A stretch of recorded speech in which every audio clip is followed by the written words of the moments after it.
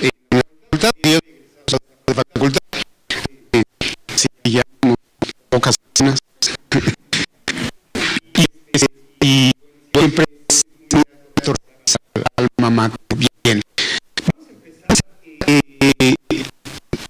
Haciendo breve historia ambiental en México moderno, particularmente del siglo XX y lo que va al siglo XXI, colaboración y el manejo de los recursos naturales, percepción que tenemos como parte de la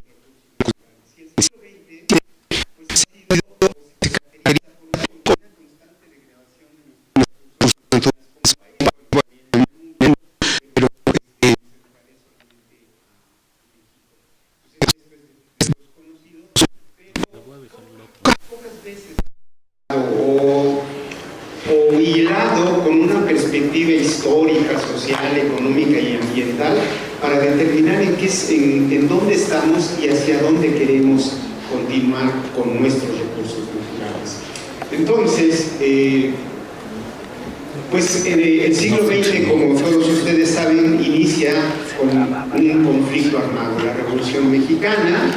Y la Revolución Mexicana es fruto también de esta percepción que tenemos de los recursos naturales, porque si ustedes recuerdan, bueno, a grandes rasgos, había una gran asimetría o desproporción de tenencia de la tierra. Había muy poca gente que tenía muchas tierras y por lo tanto recursos naturales, y había muchísima gente que no tenía tierras y por lo tanto no tenía acceso a recursos naturales o a manera de producir alimentos o una mejor calidad de vida. Entonces, entre 1910 y 1917, pues por este conflicto armado, los recursos naturales se olvidan. ¿Por qué? Porque justamente la disputa, bueno, no son los recursos naturales, pero es la tierra. Termina el conflicto armado y ya comenzamos a rearmarnos como país, y aparece Venustiano Carranza, el cual, básicamente por esta historia de la conservación, es el que decreta, el presidente que decreta el primer parque nacional en este país, que es el Parque del Desierto de los Leones. Lo hace en su periodo de gobierno fue entre 1914 y 1921. Después tiene un periodo posrevolucionario. Entonces, en ese momento, después de terminar el conflicto armado, pues estamos más ocupados en tratar de organizarnos como país que en fijar una política pública de conservación, manejo y de aprovechamiento racional de los recursos naturales, que de hecho eso había sido parte del conflicto, ¿no? Entonces, entre 1921 y 1940, lo que ocurre es el reparto de tierras. Empezar con el triunfo de la revolución, se comienzan a repartir tierras, a expropiar grandes latifundios, sobre todo en el norte de México, y se empieza a repartir, y eso trae ciertas cosas buenas. Por ejemplo, que se reparten en un tipo de tenencia privada que es comunal. Surge la figura de los ejidos y de las comunidades, y estas tierras se reparten, pero no se está repartiendo tierra, se están repartiendo recursos naturales. Y aquí comenzamos con una serie de, no sé si errores, sino falta de planificación, porque se reparte tierra, pero no se reparte capacitación para trabajar o para conservar, mantener y aprovechar racionalmente esta tierra, ¿no? De hecho, la tierra se empieza a repartir y se mueve mucha gente. Hay gente que se le dota de tierra en los bosques cuando era de desiertos, hay gente que la sacan de los bosques y le dotan tierra de desiertos. Incluso hay otras gentes, hay grandes grupos agrarios o núcleos agrarios que los sacan del norte y los van y les dotan de tierra en las selvas, ¿no? Y el gobierno o la política pública no determina programas de capacitación para trabajar de la tierra. pero no solamente los programas de capacitación, también por nuestro proceso histórico, no tenemos un inventario de nuestros recursos naturales para este periodo de 1921 a 1940. Pero ya hay determinadas cosas, por ejemplo, el artículo 27 en ese momento abre la posibilidad de expropiar tierras con propósitos de conservación. Y aquí viene otro de los errores que como país estamos ahorita pagando. México casi no tiene tierras públicas, casi no tiene tierras federales como otros países, y justamente otros países las tierras públicas y sus políticas ambientales y sus políticas públicas de conservación están asentadas en las tierras federales o en las tierras públicas, y nosotros eso lo vamos a ir enfrentando hasta finales de los 80 y los 90, que lo vamos a ver también en esta presentación. Entonces ahí también nos falta, porque también la Revolución Mexicana adolece en esos momentos de gente pensante, gente que tenga una visión a largo plazo del país. Los asesinaron, solamente quedaron las personas que tomaron las armas, pero se carecía de estas vocaciones de planificación en el largo plazo, y por lo tanto pues empezamos a tener este tipo de errores.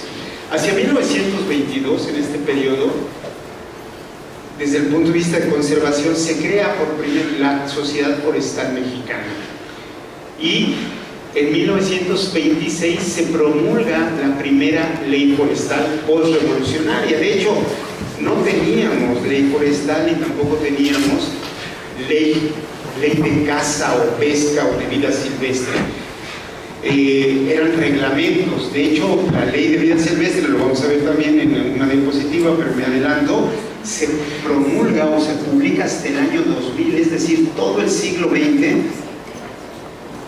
lo transitamos sin una ley general de vida silvestre. No había reglas para manejar, para conservar o para aprovechar la flora y la fauna de este país.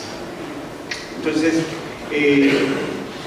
vamos a ver que después de estos años, 1920 y tantos, surge el primer movimiento o el primer surgimiento de la conservación en México de la época moderna, y viene con Lázaro Cárdenas.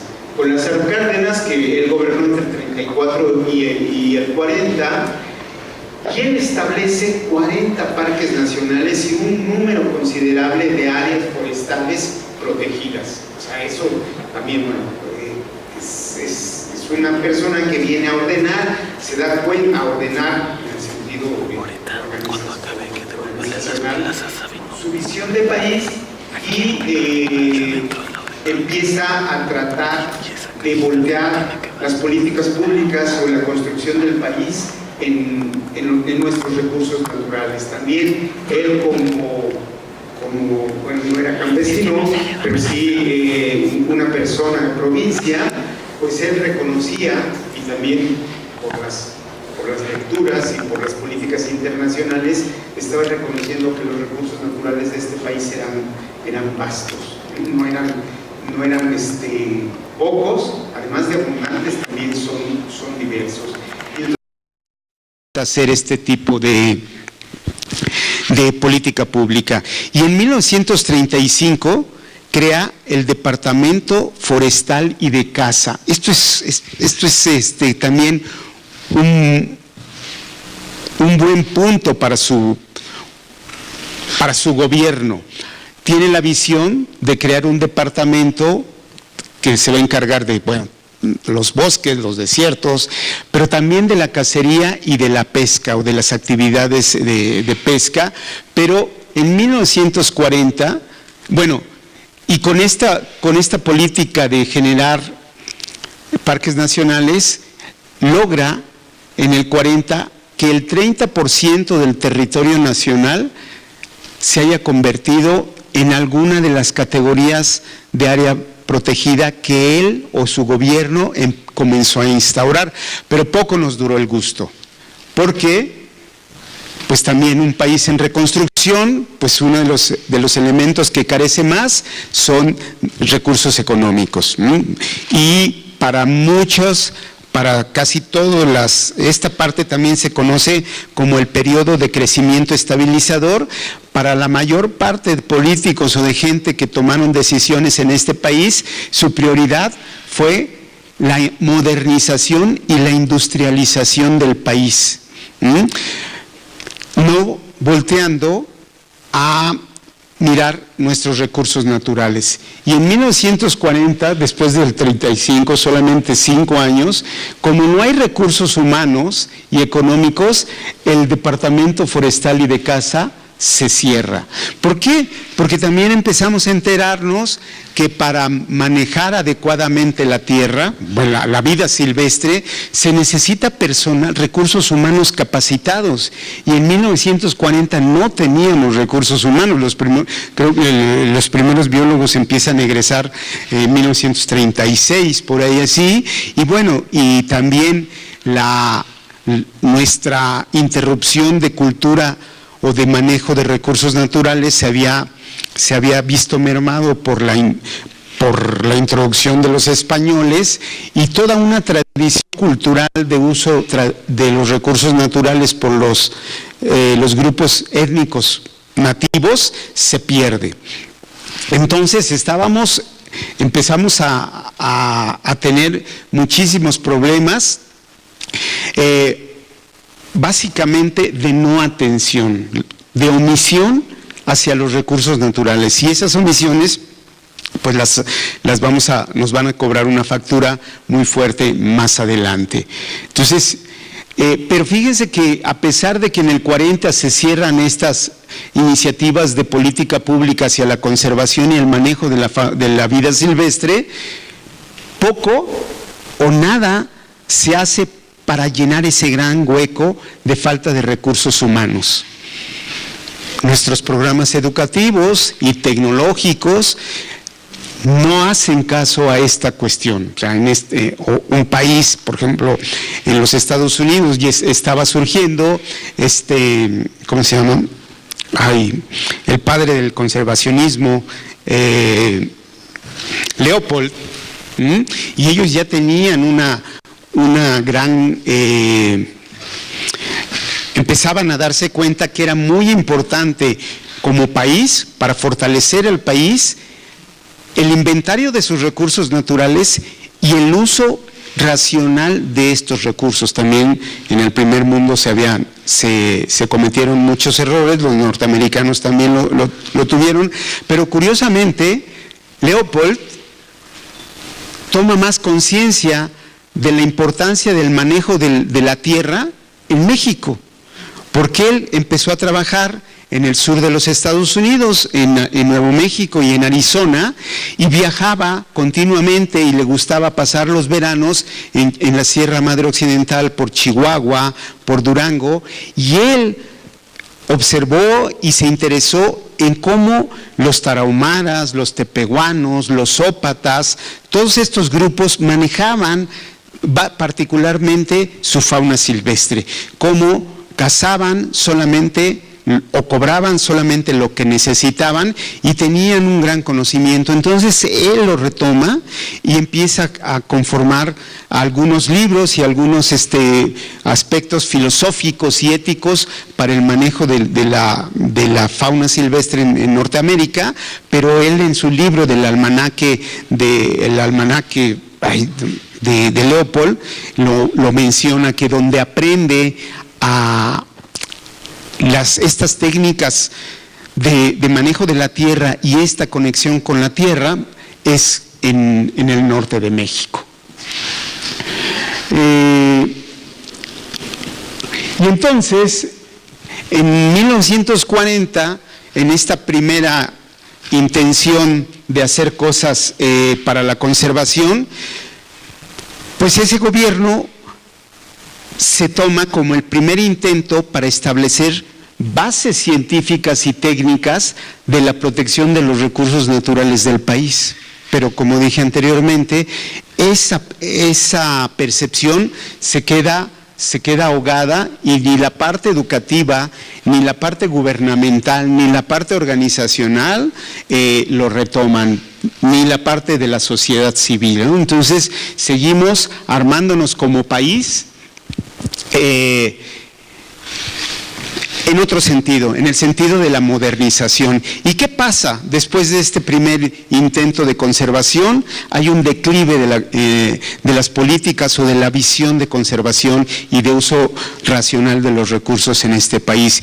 Y aparece el periodo entre 1940 y 1968, donde, como ya habíamos comentado, se le conoce a México como el crecimiento estabilizador. Llama la atención a nivel regional y a nivel internacional, porque empieza a salir después de 30 años de un conflicto armado, comienza a armarse, comienza a organizarse, porque la visión de esos gobiernos o de los tomadores de decisiones en esos momentos era la modernización del país, la producción industrial, y se descuidó, por lo tanto, la producción en el campo. Y eso también lo que hace es que trajo mucha migración del campo hacia la ciudad, porque las políticas de conservación biológica por estos decisiones no era viable, porque debería ser compatible con la industrialización, que eso es un reto dificilísimo, manejar nuestros recursos naturales y hacerlos compatibles con la industrialización es un tanto antagónico o imposible. Lo que sí se puede hacer es, junto con la industrialización, generar los estímulos para que el manejo de los recursos naturales sean independientes, pero más que independientes, interdependientes. Esos son lo que ahorita plantea mucho el desarrollo sustentable, las calidades de vida, lo que necesitamos en base de lo que tenemos, pero nuevamente no tenemos un inventario de nuestros recursos. Percibíamos, de hecho, la sociedad civil, como estos tres personajes, perciben que México tiene notables recursos naturales y de manera aislada comienzan a hacer trabajo de conservación. Y son estos tres, por lo tanto, la sociedad civil no abandona a la conservación. Y aquí está pues el doctor Enrique Beltrán, el maestro Miguel Álvarez del Toro y Gertrude Blom, una inglesa asentada en Chiapas, que es más conocida por sus escritos fuera de México que aquí, que también en ese tiempo de abandono por parte de las autoridades federales hacia la conservación, ellos estuvieron haciendo trabajo de conservación en sus lugares regionales, básicamente en el sur. Y el doctor Enrique Beltrán en México, el doctor Enrique Beltrán funda en la Ciudad de México el Instituto Nacional, el que estaba en Vertis, el Instituto Mexicano de Recursos Naturales. Y yo cuando estaba estudiando en la facultad, a mí me gustaba mucho ir ahí porque era el único sitio que tenía el Journal of Wildlife Management completo y el bulletin. Él se interesó mucho por el manejo de la vida silvestre, ¿no? Ahora creo que hay un premio, el premio Enrique Beltrán, hacia gente que hace conservación con manejo de recursos naturales. Bueno, vamos a continuar con esta historia, esta breve historia. Después de ese declive, de ese decaimiento de las políticas públicas hacia la conservación en este país, viene un segundo aire, un segundo surgimiento de la conservación, y ese ya se demora hasta 1970, 1986, donde hay el interés renovado por la conservación no es de México, sino es permeado por un movimiento internacional de conservación que bueno, se ve en estos que básicamente lo atienden las personas que estudian o que manejan el desarrollo sustentable, y ya que en 1971 se inicia por la UNESCO el programa El Hombre y la Biosfera, Man and the Biosphere. Y este programa es un programa de la UNESCO que tiene por objetivo o por visión generar una red mundial de áreas naturales protegidas, porque también, bueno, ahorita ya es como historia y pueden ser historias medias amarillistas, pero la Guerra Fría estaba medio fría, muy caliente en ese momento, y uno de los aspectos que ellos querían y la potencialidad de holocaustos o de conflictos nucleares, esto era lo que la UNESCO proponía para salvaguardar la vida en este planeta, una red internacional o mundial de reservas donde se conserve el germoplasma y también sean, como en este tipo de potenciales conflictos, también pudieran ser como reservorios que a partir de ahí fueran fuente para mantener las características de vida de este planeta.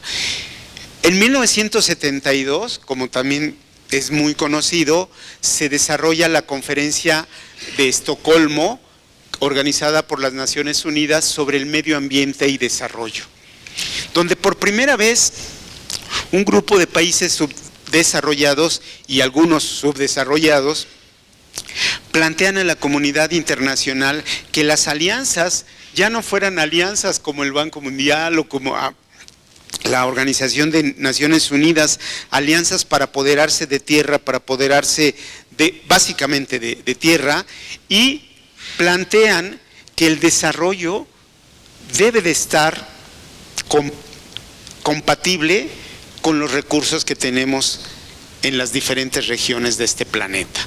Es decir, ya básicamente era un grupo de filósofos, el grupo de Roma, que plantea que no todo mundo puede tener acceso a mejores calidades de vida, sino que la calidad de vida y está determinada por la cantidad y por la calidad de los recursos naturales que hay en las regiones. Y entonces, en este sentido, se comienza a ver, a despertar el interés por hacer inventarios generales de recursos naturales en el planeta. Y también entre 1980 y 1990, lo que nutre este segundo surgimiento de la conservación, hay tres sucesos. En 1980, la Unión Internacional de Conservación de la Naturaleza publica un libro, un planteamiento de política internacional que se llama Estrategia para la Conservación del Mundo, donde también la producción o el abuso de plaguicidas, la tala inmoderada, los programas no responsables de manejo de los recursos naturales empiezan a florecer y a ser muy abundantes, y para este tipo de organismos comienza a ser peligroso y habría que planificarlo, ¿no?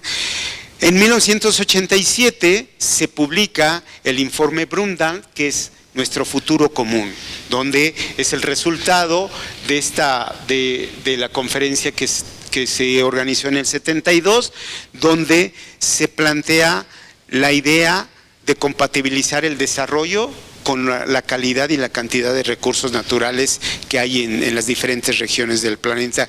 Y como tercer suceso que ayuda a este segundo surgimiento de la conservación es la cumbre de Río de Janeiro, y es un poquito, se empieza a organizar antes, no es en el 86, pero la cumbre se desarrolla en 1992, y donde nuevamente se retoma lo que se había planteado en Estocolmo, que es desarrollo y conservación. Debe de ser compatible. ¿Y qué es lo que está pasando con estos aspectos, jóvenes? Con esto también se está fortaleciendo una de las ciencias más tradicionales, la biología, las ciencias naturales. Entonces, los biólogos empezamos a salir de las bibliotecas, porque también estábamos saliendo del siglo XIX y todo el principio del siglo XX, la ciencia estaba muy abocada a las ciencias físicas, las ciencias exactas, todos esos habían crecido, pero los biólogos ya desde Darwin, empiezan a plantear nociones de cambio, que los aspectos en la naturaleza son cambiantes y tenemos que aprender a descubrir patrones en la naturaleza, no leyes. Y entonces esas ideas de cambio también empiezan a permear a nivel internacional y comienzan a madurar en esta época. En estos años, particularmente entre los 70s y 80s a los 90, México se pone a México en la ruta de la solución de los problemas ambientales, pero no, nuevamente insisto, no por iniciativa de los programas de desarrollo de los gobiernos, sino también la necesidad de conservar, de manejar racionalmente los recursos a nivel internacional hace que también se forme el Banco Mundial. El Banco Mundial con estos hacia 1986 se declara o se da a conocer que México junto con otros países del planeta son regiones biodiversas y esas regiones deben ser planificadas en su desarrollo y planificadas en el uso de los recursos de manera más cuidadosa. Pero justamente todas estas regiones muy ricas en biodiversidad o en formas de vida también tienen otra cualidad. Carecemos de una cultura de formación de recursos humanos que nos determinen o que se involucren con los tomadores de decisiones o se formen o se hagan tomadores de decisión para que logremos un uso más adecuado de nuestros recursos naturales. Y un poco es también la historia de nosotros, de los biólogos. Los biólogos hemos estado aparte, nos educan todos los sistemas universitarios, todos los sistemas formativos que hay, nos educan más como científicos y mucho más como eruditos y nos aíslan porque pocos biólogos salen a discutir en grupos sociales, de organizaciones sociales y más en grupos de toma de decisión político, salimos a discutir nuestras posiciones ante este uso de los recursos naturales, ¿no? Y creo que ahí empieza a haber una serie de cualidades que se están descubriendo que es necesario implementar en las carreras de biología en todo el país. Que los biólogos tengan una formación también interactuantes, no que sean sociólogos o economistas o antropólogos, sino que tengan muchísimo más sensibilidad o menos sensibilidad para interactuar con otras profesiones y lograr mejores metas de conservación, de manejo y aprovechamiento racional de los recursos naturales, porque generalmente los biólogos nos dedicamos a hacer buenos inventarios, a hacer modelos, a generar mucho conocimiento, pero no le entramos a las discusiones de cómo utilizar estos recursos naturales, y para los biólogos del siglo XXI esto debe de ser un elemento fundamental para su profesionalización. Entonces, en estos años se pone a México en esta ruta de los problemas ambientales, pero muchos de ustedes dirán, pues a principios o a finales de los 80, pues ya tenemos vastos problemas ambientales, básicamente de contaminación en nuestras ciudades, pero también no nos estábamos dando cuenta de la acelerada degradación de los recursos naturales. Entonces, bueno, nos ponemos estos, bueno, aquí está esta diapositiva, también incluye las primeras reservas de la biosfera en México. Las primeras en Latinoamérica fueron Mapimí y Michilía, y después se desarrollaron en el sur de México y en el norte reservas de la biosfera. Uno de nuestros trabajos para reintroducir lobos, después nos dimos cuenta que las políticas estas también no estaban también no fueron muy adecuadas, porque los primeros 15 años de políticas públicas se privilegió a los desiertos y a las selvas secas para generar reservas de biosfera, y los bosques templados se descuidaron, y de hecho a la fecha tenemos un déficit de bosques templados en el sistema nacional, en las áreas naturales protegidas. Y hay, bueno, está bien, porque además también somos un país betadiverso y necesitamos muchas áreas, pero esta falta de visión también hizo que en los 80s y los 90 los biólogos no tuviéramos esos aportes hacia incorporar todas las regiones ecológicas para esquemas oficiales de conservación. Entonces, pero esto se está trabajando. Y entonces, mucho también del programa del hombre y la biosfera de la UNESCO fue permeado por el tercer mundo, porque había reservas en el primer mundo o en sitios bastante alejados, pero lo que plantea México y Latinoamérica en esta cuestión de conservación es cómo atender la conservación biológica donde hay gente viviendo, porque si ustedes también recuerdan, la concepción de parques nacionales del primer mundo, básicamente en Estados Unidos y un poco en Europa, los parques nacionales, y en África, los parques nacionales no soporta gente o poblaciones humanas dentro. Son grandes zonas donde los seres humanos son excluidos, y en México no se podía hacer ese tipo de cosas, o al menos en Latinoamérica, en el sureste de Asia y en algunas otras regiones de África. Entonces lo que se empieza a hacer es a plantear novedosos esquemas de conservación donde también se incluyan a las poblaciones humanas, y no nada más a las poblaciones humanas como una especie más que está ahí, sino las actividades humanas. Y entonces se comienza una carrera de hacer estudios comparativos entre cómo son los sistemas ecológicos sin humanos, cómo son los sistemas ecológicos con humanos y con humanos que impactan fuertemente a los sistemas ecológicos, o con humanos que impactan de manera más suave a estos sistemas ecológicos. Entonces se ha generado, sobre todo el tercer mundo, Latinoamérica, México y Asia, han estado aportando mucho esquemas donde se trata de compatibilizar la calidad de vida o la permanencia de las comunidades humanas con la permanencia de los recursos naturales, y a la fecha la discusión es con el mantenimiento de la biodiversidad, ¿no? Entonces,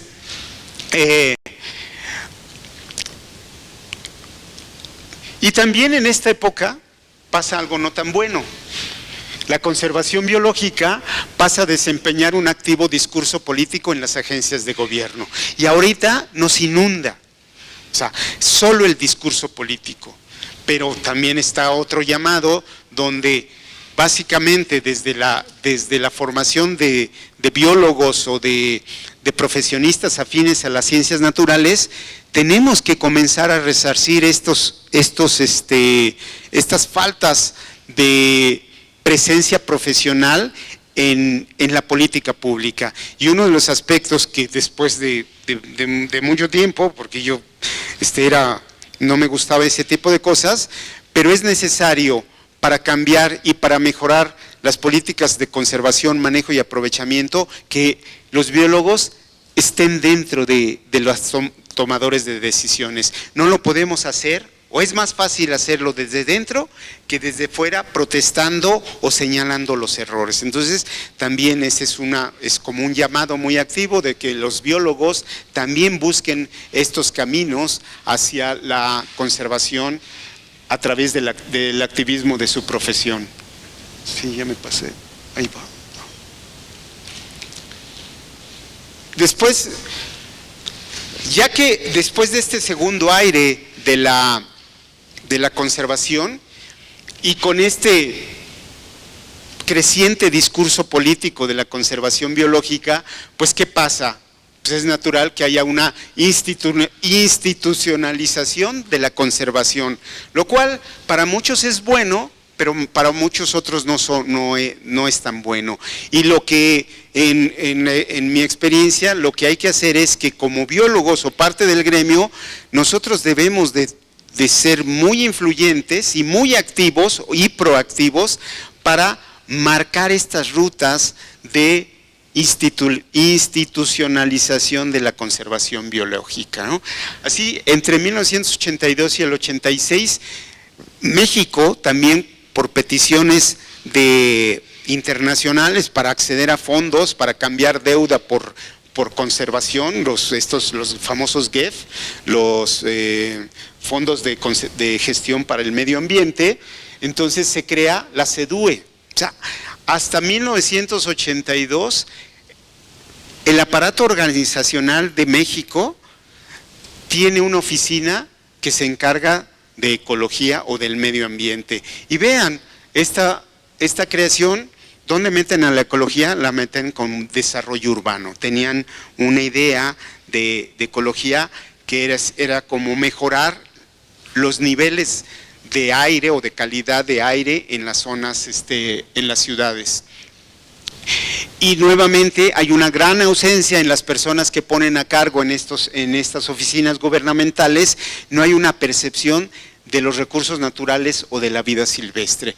Después se crea también en esta época el SINAMP, que es el Sistema Nacional de Áreas Naturales Protegidas, con lo cual también por primera vez se comienza a tratar de amalgamar y organizar todas estas áreas naturales protegidas que estaban protegidas solamente en el papel y que casi ninguna tenía un presupuesto.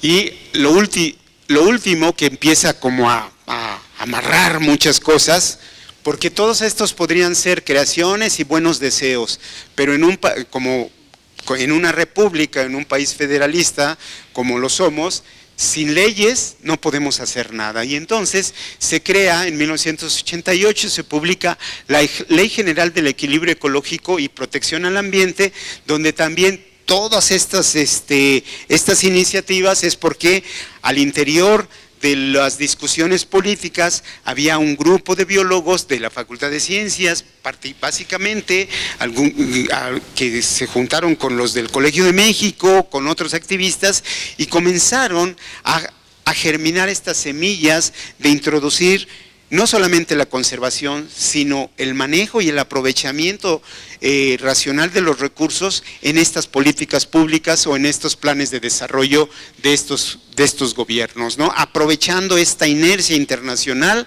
lo comenzaron a hacer muy bien. En estos años se pone a México en la ruta de la solución de los problemas ambientales y la conservación pasa a desempeñar, esto ya lo pasé, ¿no? Sí. En el 90, si es que esto lo debí de haber borrado, ya era medio de madrugada. En el 90 se crea la Semarnap, la Secretaría del Medio Ambiente y Recursos Naturales y Pesca. Bueno, aquí pongo, este es su primer logo. Y eso también, evité poner los nombres de los presidentes, pero, y la Semarnap lo que es creada para atender dos aspectos fundamentales que hacían un hueco en este país. La conservación de los recursos naturales, para atender por primera vez, y para la protección ambiental desde una visión de desarrollo sustentable. La protección ambiental básicamente en las ciudades o en zonas urbanas. Entonces, aquí, pues por supuesto, aquí ya entra la maestra Julia Carabias, el grupo que pertenecía, a incidir en estas políticas públicas y para la creación de la Semarnap. De hecho, ella es secretaria de Estado en este periodo. Y además, otro aspecto muy importante, porque esto no lo tenía en la CEDUE ni en todas las pequeñas oficinas que tenían en SARCH o en SAC, todo esto, por primera vez integran funciones normativas, van a normar, funciones legales, pueden emitir leyes, y administrativas. Esto último es como mucho más importante o muy importante, porque administrativamente es que va a haber recursos económicos para que se puedan ejecutar todas estas o algunas de las emergentes políticas públicas que se estaban planteando para la conservación y para de los recursos naturales. Entonces, y por otro lado, debido a estos grupos, también se abordan aspectos científicos y técnicos para enfrentar la compleja problemática ambiental que no solamente el país estaba enfrentando a finales del siglo XX, sino también a nivel internacional. Entonces vean, y de hecho todavía estamos colgados por estos aspectos, porque después de este grupo, los otros tomadores de decisiones o quienes ponen al frente de estas secretarías, pues no tienen esa visión, bueno, de hecho no son biólogos, y no tienen esa visión formativa y tampoco tienen esa sensibilidad profesional y social para generar estos espacios políticos que van a repercutir en el beneficio de la gente, pero muchísimo más, y es lo que la gente casi no entiende o les cuesta mucho trabajo, en el beneficio de los recursos, de la permanencia y la sobrevivencia de los recursos naturales. Eso es muy, muy, muy importante. Después de esto, de todo este andamiaje, la creación de este andamiaje político o de infraestructura, empiezan a trabajar estas dos áreas y se empiezan a generar en áreas naturales protegidas. A partir de 1990 desaparece el CINAM y se crea en el 2000, se crea, o en el, no me acuerdo, se crea la Comisión Nacional de Áreas Naturales Protegidas, que por supuesto es el organismo que todavía administra las áreas naturales protegidas de este país, pero fue creada no solamente para administrar. Desafortunadamente ahorita solamente lo están administrando y hay poco trabajo de manejo. Pero fueron creadas, la CONAM fue creadas para administrar y manejar.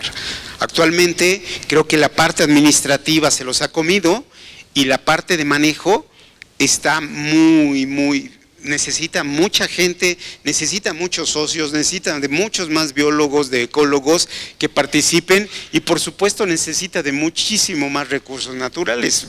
Cuando yo estaba saliendo de la facultad, yo me acuerdo que llegábamos a ir con algunos profesores a parques nacionales y nada más sabíamos que era un parque nacional, pero no había ni un letrero.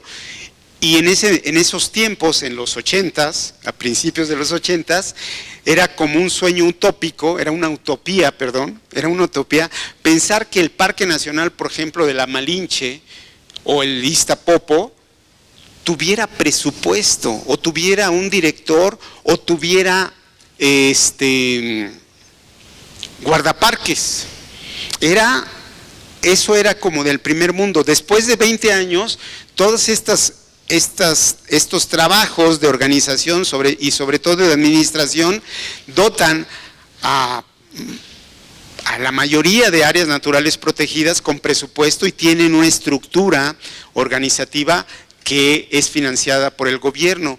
Y lo que les hace falta, ahí es donde empieza a haber estas cuestiones de la cultura biológica de recursos naturales.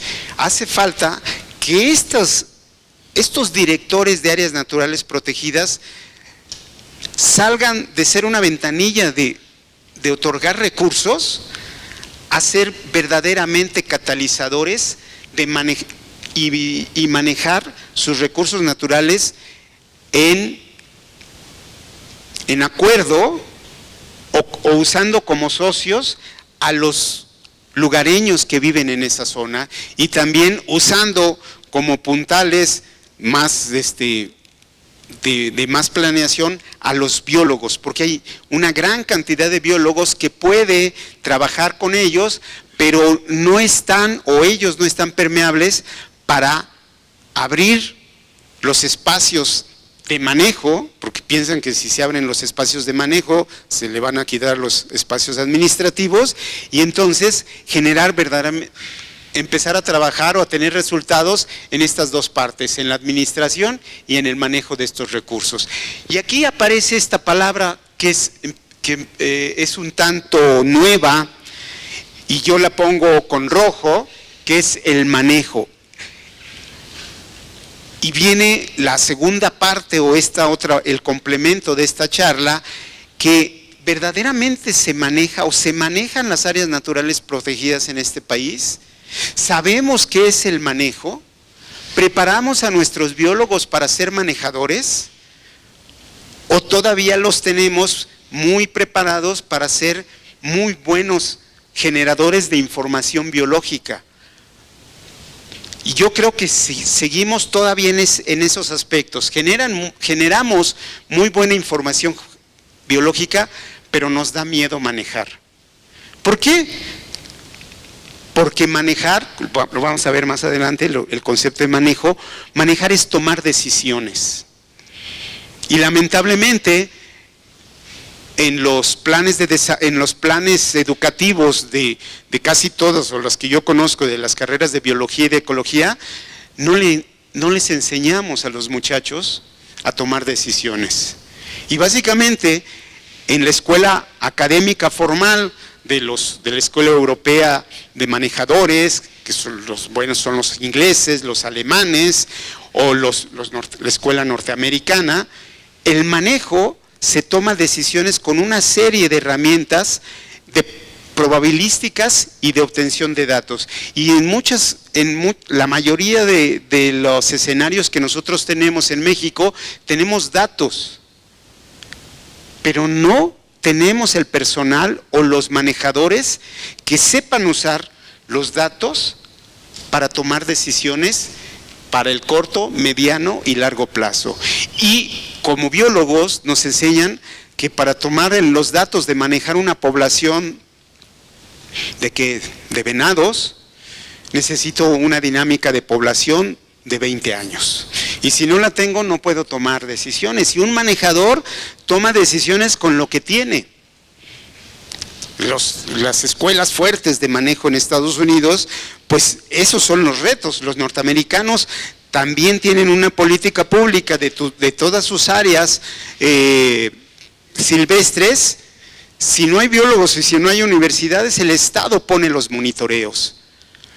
Pero esos datos les están sirviendo para tomar las mejores decisiones en las tierras públicas y que repercuten, por supuesto, en todos los ciudadanos. Y ese es uno de los aspectos que nosotros tenemos que empezar a trabajar con nuestros alumnos y desde nuestras instituciones educativas. Entonces, el manejo se inicia con la elaboración de los programas de áreas naturales. Esto fue el inicio, pero vemos todavía, por ejemplo, anoche todavía me estaba, además de sorprendido, estaba un poquito más incómodo, porque el área donde yo empecé a trabajar, una de las dos principales áreas de reservas, las dos primeras reservas de la biosfera en Latinoamérica y en México fueron Mapimí y Michilía, y Michilía todavía no tiene programa de manejo. Después de casi 40 años de haber sido decretada como la primera. ¿Y por qué? Porque la gente que han puesto como directores o como encargados de la oficina de esos bosques templados, pues no son manejadores y pueden tener un perfil más de conservadores al principio que no podían, pero recientemente, hace unos 10 años hacia acá, el perfil de los directores son más administradores, y eso es un error, ese es un error de política pública, porque lo que necesitamos son los manejadores, y los manejadores tienen capacidades para administrar. Bueno, entonces esto representó el primer intento, déjenme leer porque, de México, por reunir sistemáticamente todos los esfuerzos de conservación de recursos naturales con un particular énfasis en mejoramiento institucional. Es decir, ya se me fue el tiempo.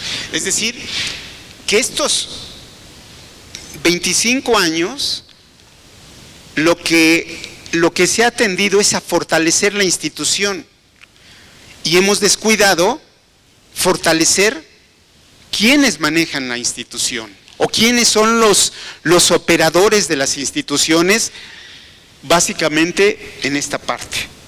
En esta otra no, aquí tenemos muy buenos elementos. La Conavio pues es más del orden estratégico, más del orden no solamente de generar conocimiento, sino el gran trabajo de la Conavio ha sido acopiar muchísimos datos de país y somos un ejemplo, o la Conavio es un ejemplo a nivel internacional de manejo de datos y lo que constantemente dice el doctor Sarucán, los datos que genera o que ha acumulado la Conavio son públicos y los principales usuarios deberían de ser los secretarios de Estado, los gobernadores, los directores, gente que toma decisiones. ¿Y qué es lo que hay? ¿Qué es lo que pasa? No tenemos esa cultura de ir a preguntar a quien tiene los datos y tomar decisiones con base en datos. Y lo que hacemos, tomamos decisiones pues a veces con el corazón o con el hígado o con otras cosas. Pero eso no es un aspecto profesional del manejo de los recursos. Después, en el 96 se crea un consejo todavía, el Consejo Nacional de Áreas Naturales Protegidas, que es como un colegio de notables que se reúnen para revisar cuáles son las políticas públicas. Desafortunadamente en el sexenio anterior, con el que pusieron en CONAMP, bueno, era un político y no tenía mucha o nada de idea de toda esta trayectoria y echó a perder como 25 o 30 años, bueno, eran 15 años cuando él tomó posesión. Me acuerdo que fue el festejo de los 15 años de la CONAMP. Y todos estos 15 años lo echaron a perder porque deshicieron y el Consejo Nacional de Áreas Naturales Protegidas no funciona como venía funcionando. Entonces, en este segundo aire, en esta parte, vemos, o después de terminar casi la relatoría del siglo XX, vemos cómo hemos en conservación, es como una gráfica, un equilibrio estable, ¿no? Tenemos periodos buenos, decrecemos, vamos al fondo, otros periodos buenos, y esperemos que ya empecemos a hilar otras cosas. Ahorita voy a presentar estos esquemas de cómo se ve las actividades de la vida silvestre en los 80s. Por ejemplo, en los 80s había una atención a la conservación biológica. Esta parte que va a estar hasta acá, que es el manejo de vida silvestre, pues estaba en rojo porque se estuvo trabajando y apoyando mucho a la conservación biológica como un sinónimo de protección, no como el concepto actual que tenemos, que es dinámico. Entonces, en los 80 no teníamos un listado de las especies en riesgo, pero ya empezamos a tener el aparato gubernamental. Entonces no sabíamos qué especies estaban en extinción o cuáles estaban bien, y se comenzó a trabajar y la Conavio empezó a meter muchísimo dinero para hacer inventarios en todo el país. Luego, había poca atención a la mitigación y restauración biológica. ¿Por qué había poca atención? Porque también no teníamos los biólogos o los ecólogos o los manejadores que se enfrentaran a problemas. Teníamos biólogos que generaban información, pero no que manejaban información. No teníamos procesos de restauración, no sabíamos ese tipo de cosas, no conocíamos nuestros sistemas ecológicos. Teníamos una fuerte incapacidad para detener la pérdida de especies. Sabíamos que se estaba perdiendo especies, pero no sabíamos de qué manera se podía limitar, resarcir o evitar ese tipo de aspectos. Luego, pero sí, ya íbamos en un buen camino. hacia los 80s y los 90 se comenzó a conformar la escuela o una escuela mexicana de ecología, es decir, había ecólogos, el interés por la ecología estaba generando buenos investigadores, buenos profesores, buenos ecólogos, y eso nos ha ayudado mucho. También entre los 80s y los 90, el Estado, además de organizarse, apuesta a la creación de nuevas áreas naturales protegidas, particularmente en reservas de biosfera, y empezamos a conocer este gran problema, que somos, bueno, no es un problema, es un reto, es una virtud, somos un país betadiverso, por lo tanto necesitamos un sistema de áreas naturales protegidas adecuado a nuestra betadiversidad.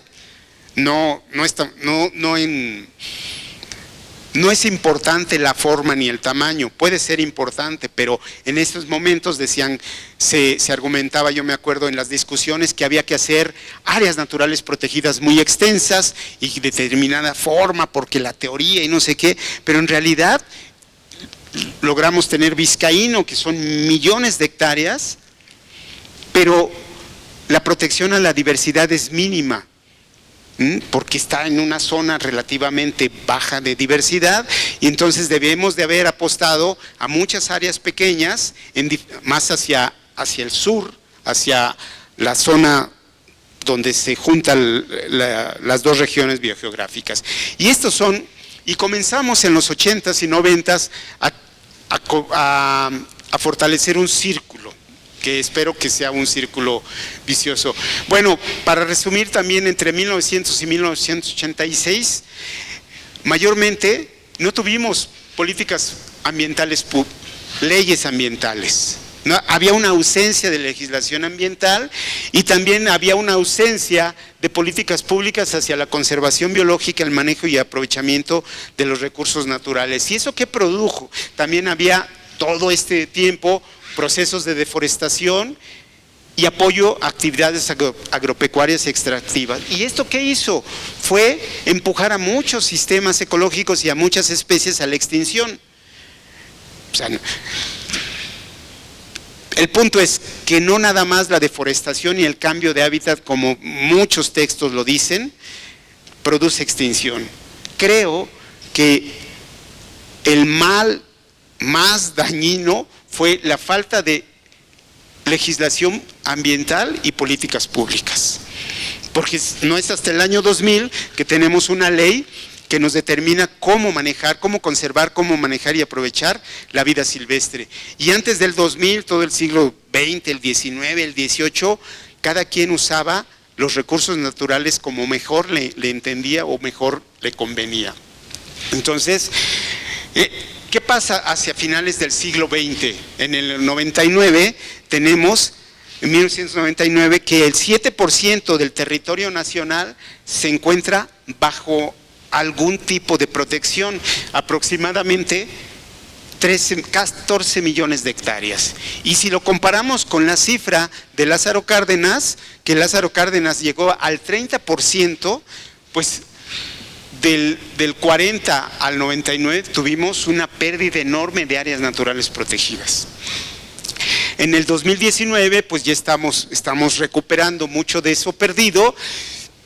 Se tienen actualmente 182 áreas naturales protegidas, más o menos en 90.8 millones de hectáreas, y que esto equivale a casi el 11% del territorio terrestre de México y un 22% del territorio marítimo. Pero todo esto que he estado hablando conforma la política institucional, la política oficial. Pero ¿qué pasa con los ejidos, con las comunidades, con los pequeños propietarios? Esa se empezó a tomar en cuenta ahorita más adelante, hacia el 2000, después del 2000. Y este es el crecimiento histórico de las áreas naturales protegidas. De más o menos 15 millones, hemos llegado a menos de 20. El incremento no es mucho, pero es bueno.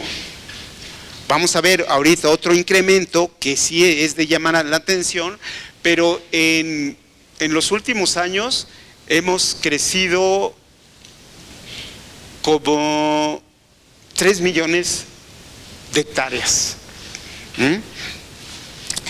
Aquí está el mapa de las áreas naturales protegidas. En la actualidad, con todas sus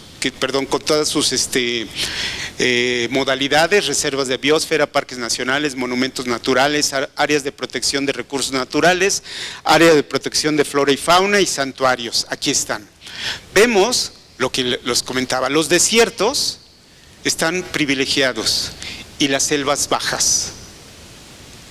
Las zonas, los bosques templados están descuidados. Aquí no hay tantos porque aquí la mancha urbana los ha llevado. Bueno, con esto también mucho de nuestra visión y formación como biólogos nos llevó a que muchos de nuestros proyectos fueran proteccionistas. Y un ejemplo, pues es el del lobo mexicano, ¿no? Que en los 90s o en el 70 y tantos estaba extinto en la naturaleza y a la fecha ya lo tenemos con algunas poblaciones en México y algunas otras poblaciones en los Estados Unidos, y se está sacando de la extinción con mucho trabajo y sobre todo con mucho dinero, con muchos dólares que provienen de los norteamericanos básicamente, pero hemos hecho un camino, hemos construido un camino basado en ensayo y error y basado en quitarnos el miedo de tomar decisiones, porque justamente los manejadores toman decisiones y tienen una probabilidad de equivocarse, pero eso no significa que equivocarse vamos a retroceder, porque las equivocaciones nos dicen por dónde no hay que ir. Y entonces, bueno, eso es lo que ahora se tiene que hacer. Ahora, así surge, después de casi una hora, un nuevo paradigma. La conservación biológica y el manejo de fauna silvestre son actividades antagónicas. Para muchos de los estudiantes jóvenes sí, porque están muy comprometidos con la conservación y el manejo se sale de sus esquemas, de sus esferas de conservación, y no es cierto. Vamos a ver la conservación biológica, y también esto lo vemos en la Ley General de Vida Silvestres, es lo que entiende por conservación biológica la ley, o sea, no el concepto académico, sino lo que cualquier ciudadano o todo ciudadano mexicano debe de entender por conservación, es la protección, el cuidado, manejo y mantenimiento de los ecosistemas, los hábitats, las especies y las poblaciones de la vida silvestre dentro y fuera de sus entornos naturales, de manera que se salvaguarden las condiciones naturales para su permanencia en el largo plazo. Esto es y pongo el ejemplo de la Ley General de Vida Silvestre porque es entendible a todos. O sea, muchos de los aquí presentes, los biólogos, pueden discrepar de esto, pero esa discrepancia proviene de un concepto más académico. Pero esto a mí lo pone claro para toda la gente, y actualmente la biología de la conservación, para compensar esto, es considerada ya una ciencia madura que se encarga de mantener, conservar, manejar, aprovechar de manera sustentable los recursos naturales, y se sustenta en 3 ejes: la preservación, el manejo y el aprovechamiento de los recursos naturales. Aquí otra vez comenzamos, el manejo de la conservación nos junta hacia el manejo. ¿Y qué es el manejo de vida silvestre?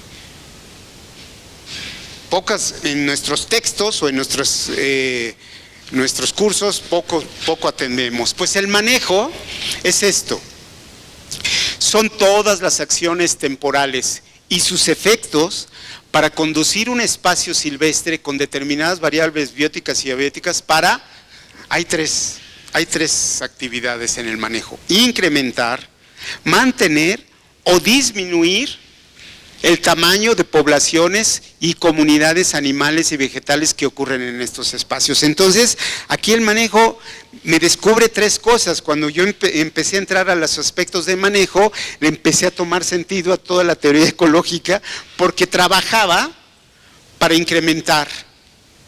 Y ya que llegaban a cierto número las especies o las comunidades, después cambia, y ahí viene la noción del manejo adaptativo. Después cambiamos nuestras estrategias de manejo y manejamos para mantener. para mantener las poblaciones, y si se mantienen y después viene algún proceso, también se maneja para disminuir poblaciones y comunidades. Y hay varias estrategias, y todas estas estrategias son muy discutibles. Hacia el 2000, este círculo virtuoso o vicioso ya tenía otra conformación. Vean, miren, seguimos con la conservación biológica, un poco como sinónimo de protección, pero ya empezábamos a conformar un listado de especies en riesgo o especies prioritarias. Ya surgían preguntas que actualmente en la ley se toma. Ya se tomaba atención a la mitigación y a la restauración biológica, porque ya había más ecólogos que estaban trabajando en eso, sabíamos más procesos de sucesión en nuestros sistemas ecológicos. Ya empezábamos a hacer intentos por detener la pérdida de especies, genes, y los ecólogos se consolidaron, pero aquí empezamos a conformar una escuela mexicana y robusta de conservación biológica en el concepto dinámico de conservación también es manejo. Finalmente, ya no se podía crear nuevas áreas naturales protegidas, y a partir surge un nuevo esquema. La Unidad para la Conservación y Manejo y Aprovechamiento de la Vida Silvestre, mejor conocidas como UMAS. Y eso, ahorita vamos a ver, y ya reconocemos que se requiere manejar la vida silvestre. Y estas dos partes vienen a equilibrar, porque llevábamos muchos años y con presupuestos federales para proteger ciertas regiones, pero nunca se habían invitado a los legales propietarios de las tierras, tanto ejidos y comunidades, hasta después del 2000. Con el 2000 y el programa de diversificación productiva del sector rural, se abre una puerta enorme para otra política de conservación y manejo, pero de privados. Y eso todavía no se logra entender. Entonces aquí tenemos que estamos cerrando el círculo. ¿Qué pasa con las unidades de manejo? Esto me voy a ir muy rápido. Las unidades de manejo han sido muy controvertidas y de hecho fueron muy fríamente recibidos por el gremio biológico, por los biólogos, porque todas las sumas, todavía mucha gente las percibe como ranchos cinegéticos. Y las unidades de manejo pueden ser para conservar, pueden para proteger, pueden ser para restaurar, por supuesto también son para aprovechar responsablemente y con estudios técnicos los recursos naturales, que dicho sea de paso, debido a que los biólogos no le están entrando a la conformación de programas de manejo ni a ser técnicos en UMAS, nos están usurpando otras profesiones que no tienen esa concepción ecológica y de conservación, y ahí sí hacen cosas muy dañinas en las UMAS, pero no es por las UMAS, sino por quien la maneja. Es como tener un vehículo, y yo un vehículo lo puedo tener para trasladarme de un sitio al otro de manera ordenada, respetando los señalamientos de tránsito, o me puedo subir a un mismo vehículo, si soy muy desobligado, voy a violar todas las leyes de tránsito y voy a pasar por gente, voy a producir accidentes, y eso es lo mismo que está pasando. Las UMAS, las regiones de México deberían ser manejadas por biólogos, porque así lo hicieron este grupo de Julia Carabias, lo pensaron para los biólogos, pero los biólogos nos seguimos educando en la generación del conocimiento, no en el manejo de los datos para mantener la naturaleza en buen estado. Entonces vean cómo la superficie de UMAS actualmente son 37 millones de hectáreas y hay aproximadamente 12,000 UMAS, unidades de manejo. Vean, bueno, ya pasé el de... ¿Sí pasé la otra? No. Bueno, es el crecimiento exponencial de las unidades de manejo. Muchas de estas unidades de manejo no son funcionales. ¿Por qué? porque muchos forestales, muchos agrónomos, muchos veterinarios las dan de alta y no las saben manejar y las abandonan. Y este es el mapa de las unidades de manejo en el mundo, en México. Vean, el norte es un esquema muy bueno, básicamente Tamaulipas y Nuevo León, Sonora, Durango y las Bajas. Bueno, más estos 4 estados. Sonora esperan las temporadas de aprovechamiento porque derrama millones de dólares. Lo mismo estas partes, la mayor parte de gente que hace uso de las UMAS en este sitio son extranjeros y dan una derrama económica impresionante y lejos de lo que se pretendía, que en poco tiempo se iban a terminar aquí las palomas, todos estos son ranchos palomeros o venaderos. Aquí el borrego cimarrón es lo que deja millones de dólares y aquí son los guajolotes silvestres. Entonces, todos estos esquemas están metiendo dinero a sitios donde llueve muy poco. Y vean los sitios más diversos. No hay unidades de manejo y aquí se requieren muchísimos biólogos para manejar esas unidades de manejo. Bueno, aquí todo el mundo cree que las UMAS son turismo cinegético, pero aquí hay muchos esquemas de UMAS. Bueno, aquí ejemplos para que vean que sí son cinegéticos. Las cacerías de gansos, una cacería de gansos que no las tienen los biólogos, las tienen empresarios. La estrategia de manejo es disminuir poblaciones. Estos gansos hay que bajarle sus poblaciones y al menos un cintillo ampara 36 animales en posesión, pero es muy difícil tirar 36 animales, pero las cacerías se cobran entre $1,200 y $1,500, 4 días de cacería, y quienes la manejan pues son licenciados, empresarios, y quienes hacen los censos y los trabajos básicos y son explotados, los biólogos. Entonces, el borrego cimarrón, ahorita este es en la isla Tiburón, estos animales están ahorita ya alrededor de $100,000. ¿Y quiénes los manejan? Empresarios internacionales. Y los biólogos ya ni están haciendo los monitoreos, porque los monitoreos los están haciendo los seris. Entonces, esto está lo que está, y bueno, ellos cazan entre 5 y 8 animales por año. Ellos en su comunidad meten por lo menos $2 millones al año de utilidades de aprovechamiento sustentable. Tienen poblaciones como de 800 animales, pero nada más subastan 5 o 7 animales.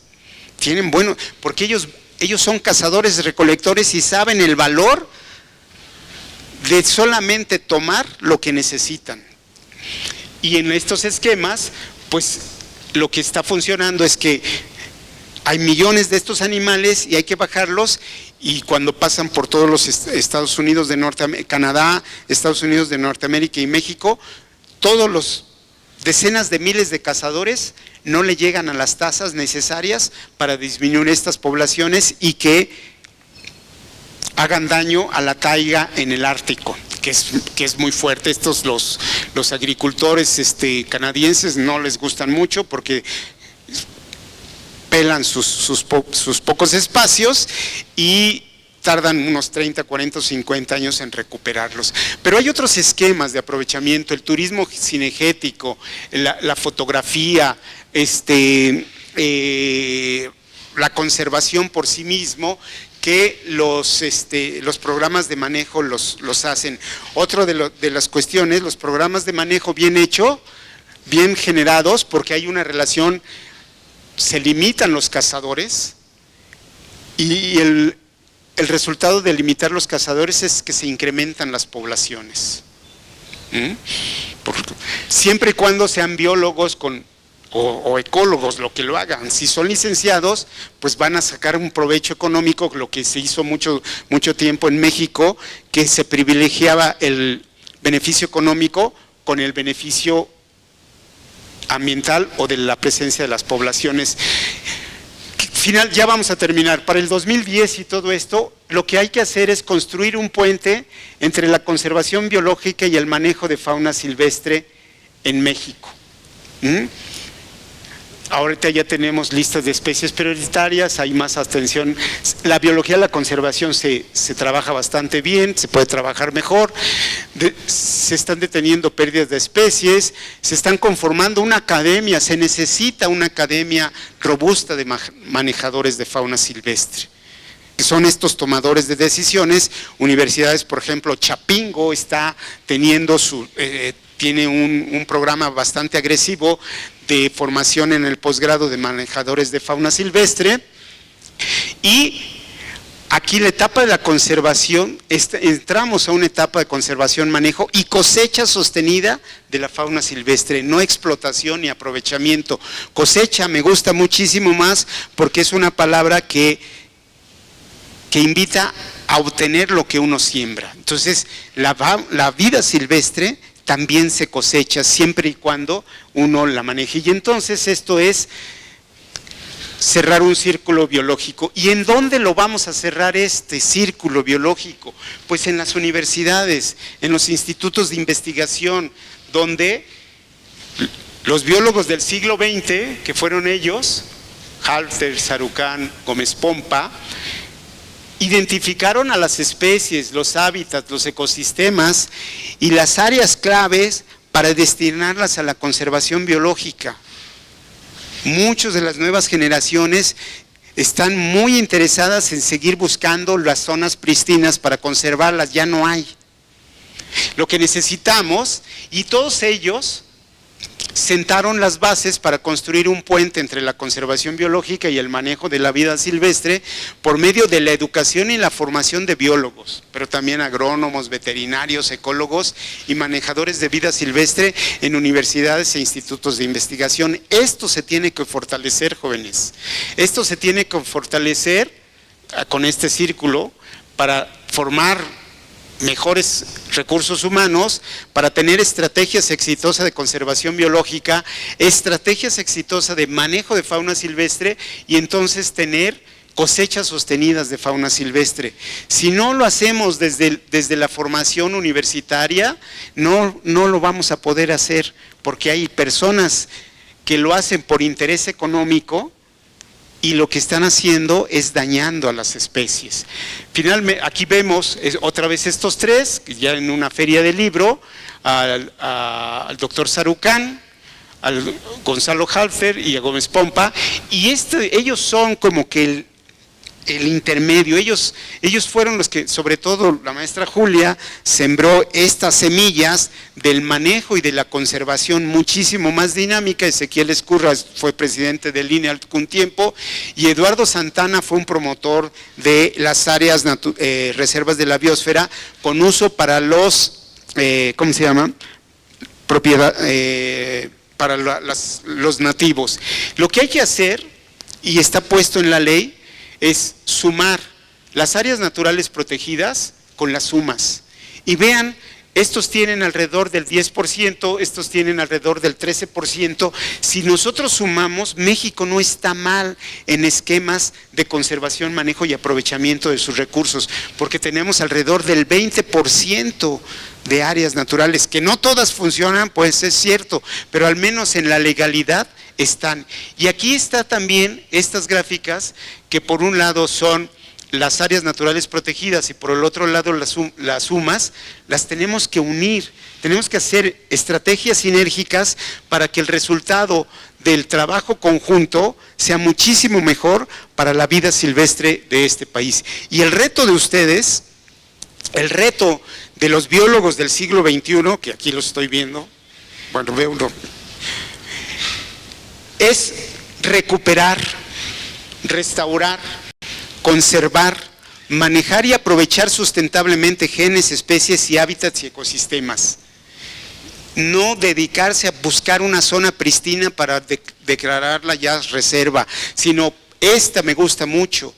Ir a hacer mi tesis, mi servicio social, mi investigación o mi trabajo, o que me contrate un ejido o una comunidad donde tenga estos espacios ya deforestados, depauperados, y con mi conocimiento trabajar para regresar a estados mucho más productivos desde el punto de vista ecológico y enganchar con la calidad de vida. Esto es lo que tenemos que hacer, es lo que ustedes tienen como futuro jóvenes. Y esto también les va a tener muchos beneficios, sobre todo económicos, porque todavía sigue siendo el panorama medio pristino o medio virgen.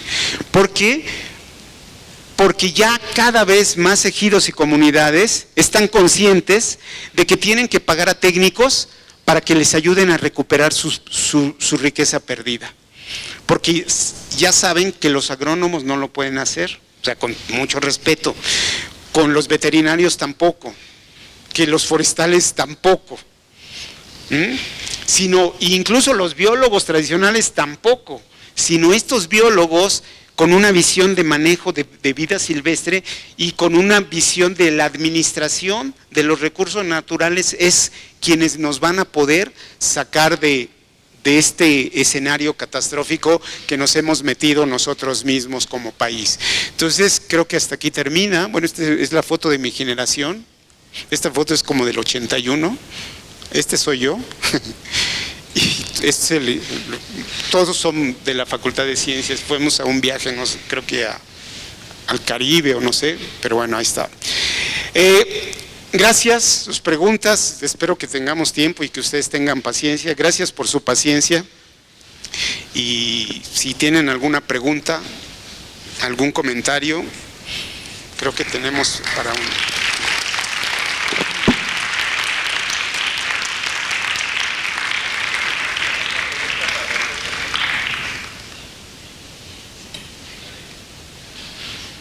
Adrián Cervardura.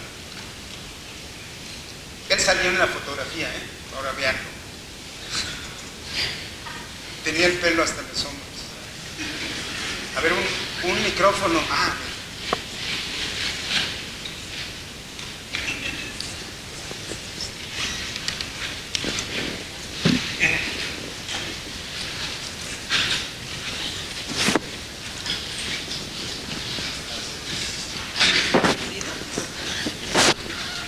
Bueno, sí. Gracias. Te quiero felicitar, Jorge, de verdad me encantó tu enfoque crítico, eres muy crítico. Conozco tu trayectoria con lo del lobo mexicano, con muchas otras cosas que has hecho y sé que eres un gran biólogo de campo. Yo aprendí mucho contigo allá en los 80s cuando estuvimos en la Michilía. Entonces, todo esto que estás diciendo a mí me parece sumamente importante, me gustó la idea de cosechar, me gusta el rollo de que ahora debemos restaurar todo lo que hemos destruido. Solo quiero felicitarte y hacer esos comentarios, me encantó tu enfoque, de verdad, fue una gran plática. Gracias. Gracias, Adrián, muchas gracias.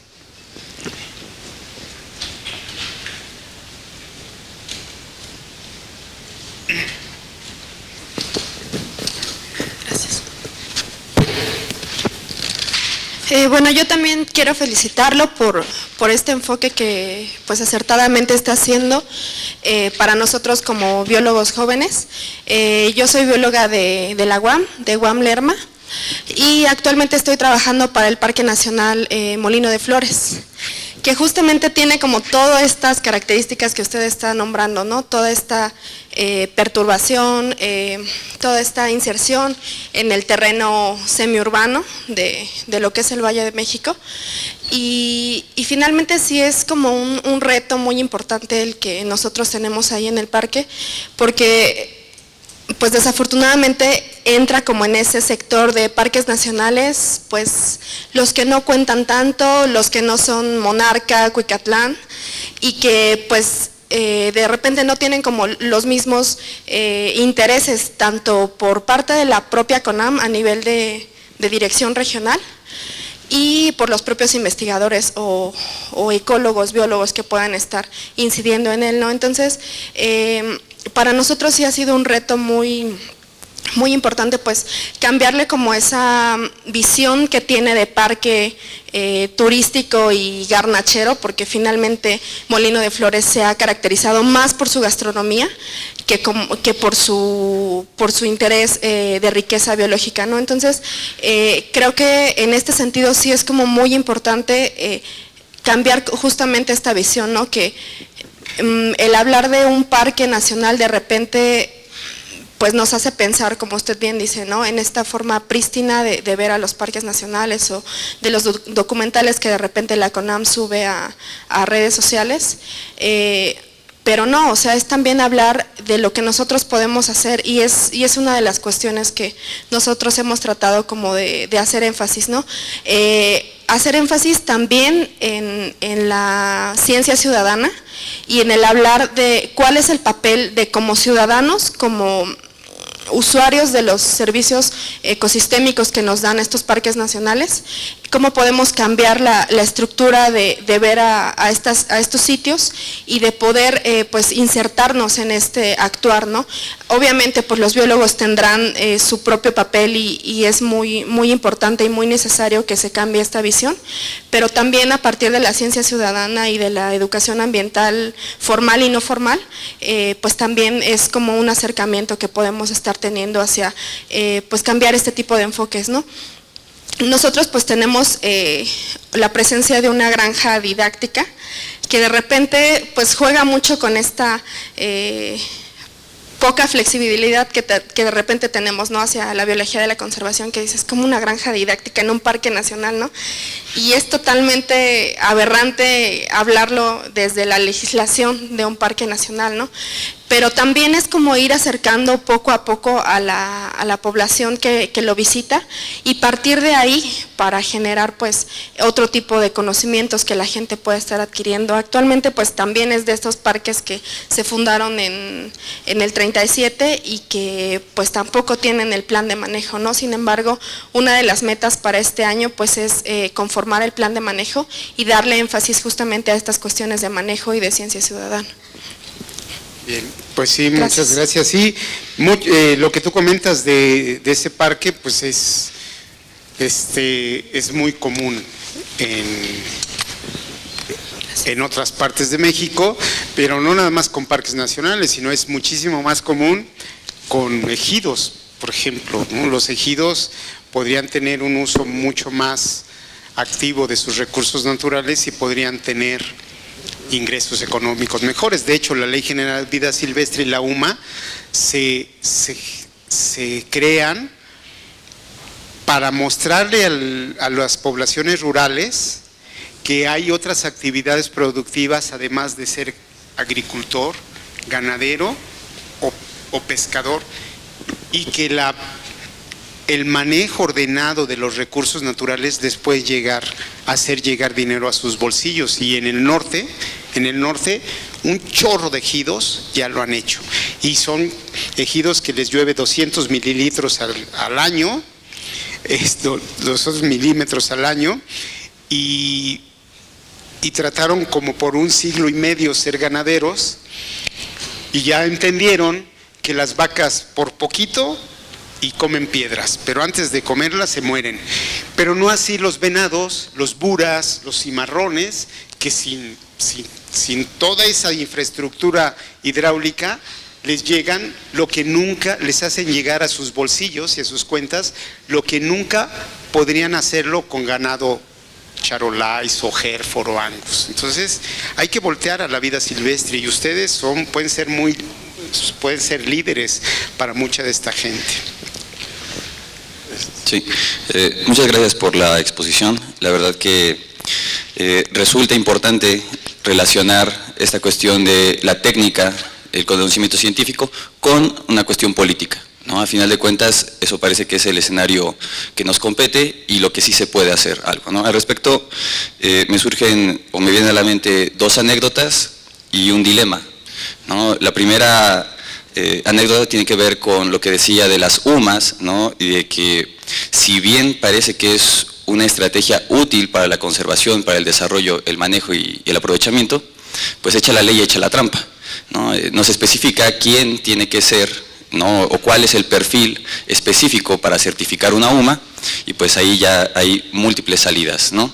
Eso me lleva a pensar, ¿no?, en el caso de la Dirección de Estudios Biológicos, ¿no?, dirigida por Alfonso Herrera, que si bien era, ¿no?, esta institución o esta mega institución que aglutina, incorpora, ¿no?, institutos y demás para la investigación, la enseñanza, la misma aplicación y la difusión, pues el destino de esta institución pues dependió otra vez de aires políticos, ¿no? O sea, muerto Obregón, la deshacen, ¿no? Y bueno, ahí viene otra cuestión, ¿no?, de la anécdota que tiene que ver con toda esta plática, es que en el siglo XX mexicano pues hubo una larga tradición de autoritarismo, y es curioso porque ese autoritarismo, pues si bien hizo o promovió el desarrollo de ciertas disciplinas, estas disciplinas también tienen un efecto democratizador, ¿no? O sea, el propio efecto o la misma democratización del país hizo que los especialistas en un momento se pusieran al mando de instituciones, pero ahí falta otra vez este perfil político, que me pregunto si no será que hace falta sociología de la ciencia en los planes de biología, ¿no?, precisamente para enfatizar esta relación o esta función del científico, ¿no?, con la sociedad y la importancia de su discurso político. Y me viene un dilema, ¿no?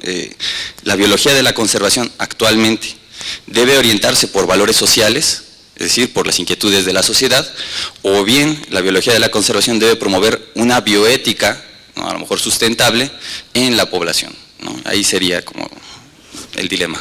Sí, gracias. Bueno, muy interesante y compleja tu planteamiento.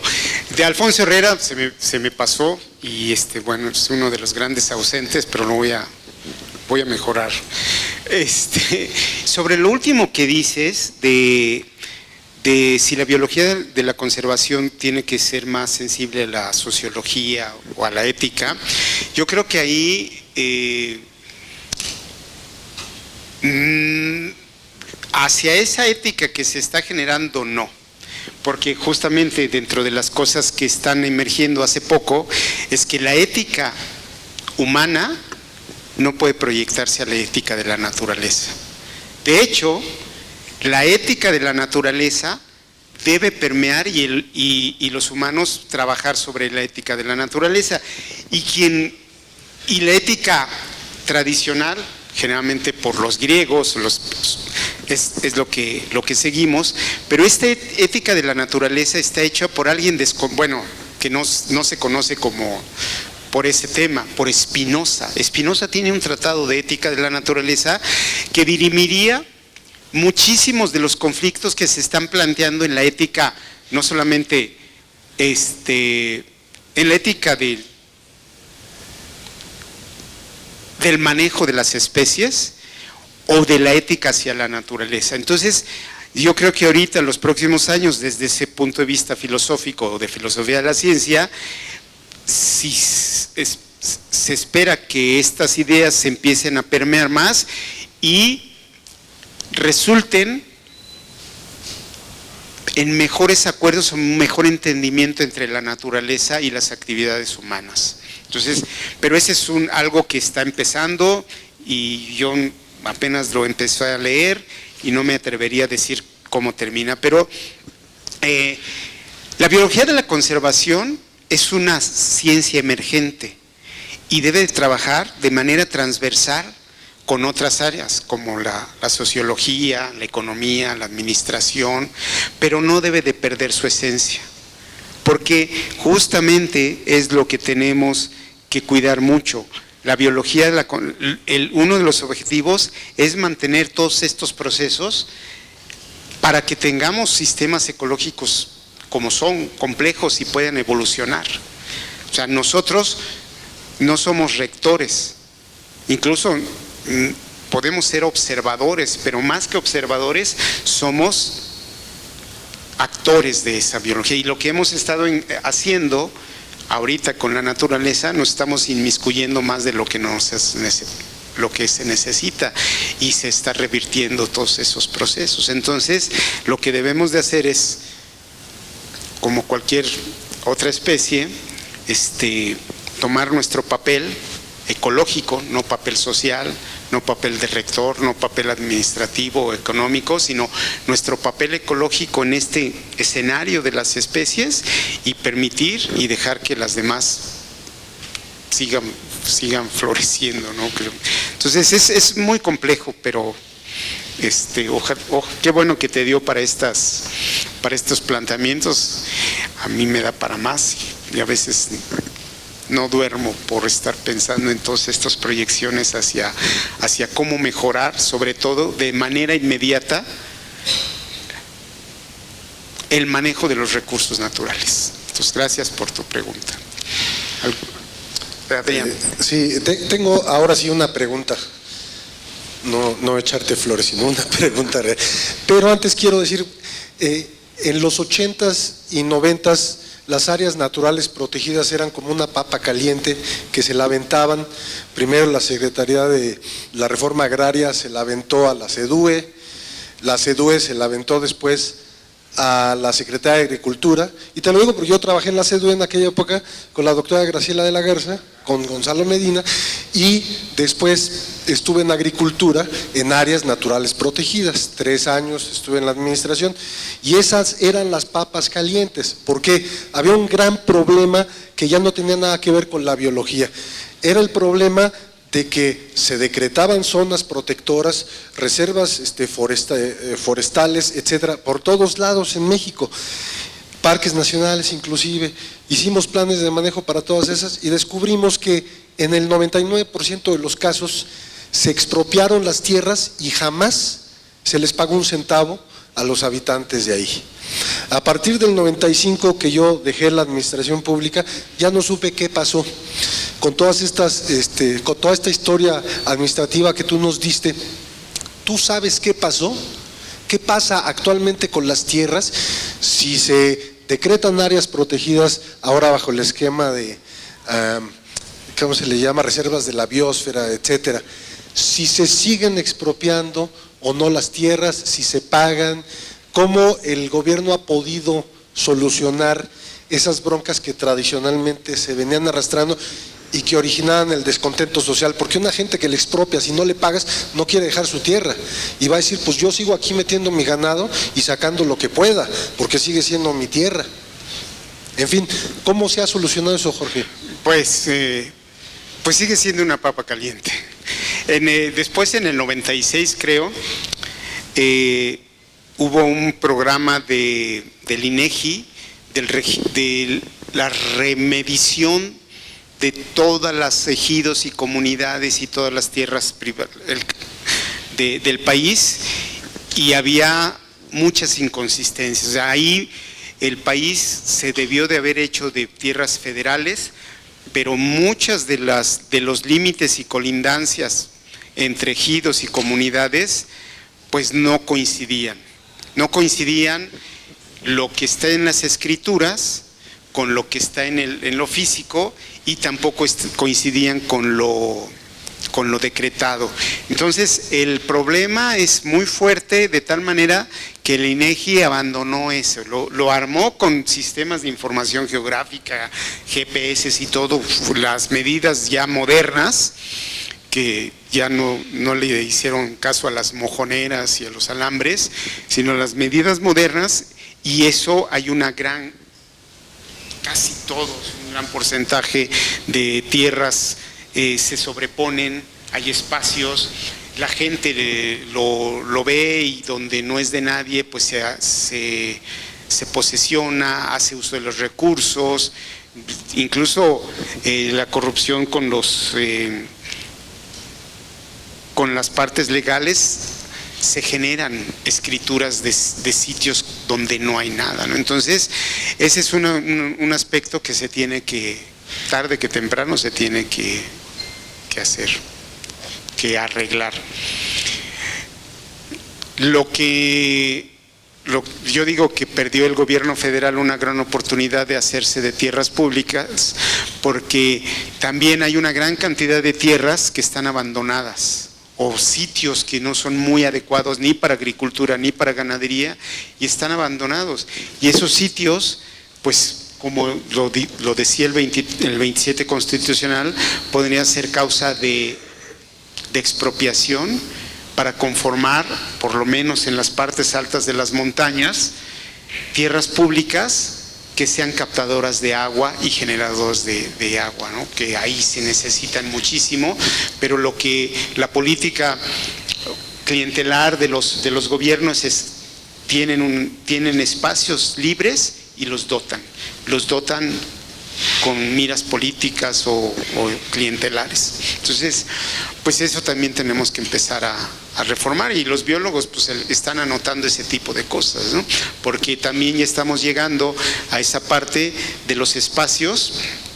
Ahora, si bien no tienen una utilidad económica, sí tienen una utilidad ecosistémica.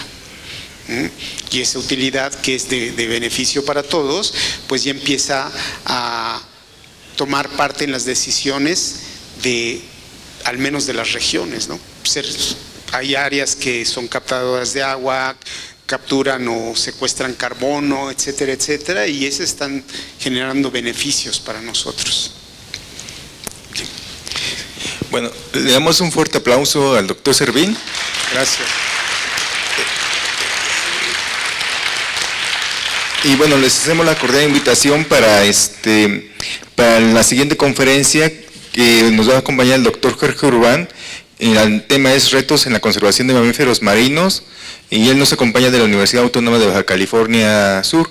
La conferencia va a ser en el en el anfiteatro Alfredo Barrea, y sí, la fecha. Bueno, hay que checar en esta parte. 22 de octubre sería la siguiente conferencia. Bueno, que tengan buena tarde y los esperamos en las siguientes conferencias.